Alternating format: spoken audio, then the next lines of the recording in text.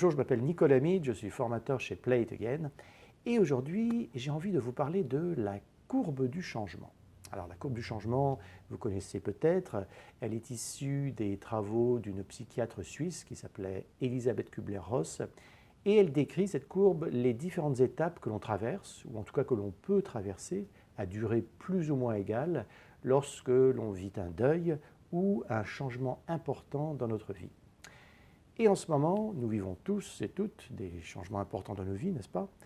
Et justement, il y a quelques semaines, quand moi-même j'ai entendu dire qu'il y avait une pandémie qui nous menaçait, qu'il allait falloir rester confinés chez nous, eh bien je suis tout d'abord passé par la phase 1 de cette courbe du changement, c'est la phase du déni. Chérie, t'as entendu ça? Il y a un nouveau film qui sort, là, une histoire de virus qui décime l'humanité. Ils savent plus quoi inventer à Hollywood, hein? Ensuite, je me suis rendu compte que tout ça, c'était bien réel.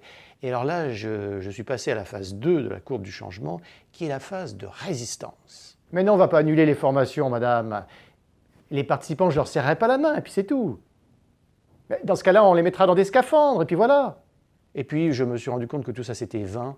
Et alors là, j'ai dégringolé tout au fond de la phase 3 de la courbe du changement, qu'on appelle aussi la décompensation. Si loin s'étend la mort, tant elle prend de place que je ne sais plus où mourir. J'étais au fond de l'abîme, j'étais complètement déprimé, j'étais complètement à plat. Et puis, petit à petit, j'ai commencé à remonter vers la surface. Et là, je suis arrivé à la phase 4 de la courbe du changement, qu'on appelle aussi la phase de résignation.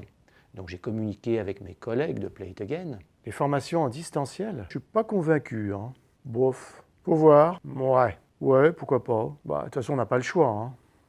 Et là, aujourd'hui, je suis beaucoup plus serein car j'ai remonté la pente et je suis dans la phase 5 de la courbe du changement qu'on appelle aussi la phase d'acceptation. En fait, c'est une super opportunité. Faire ce qu'on fait déjà, mais avec une autre dynamique. Je vois les choses sous une autre lumière, j'ai fait mon deuil, j'ai accepté beaucoup de choses et je vois maintenant la situation nouvelle qui s'offre à nous comme une série de possibilités. Je suis donc redevenu optimiste.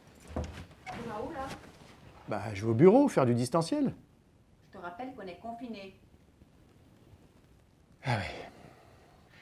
Voilà, merci beaucoup. Je voulais partager avec vous mes réflexions sur la courbe du changement d'Elisabeth Kübler-Ross.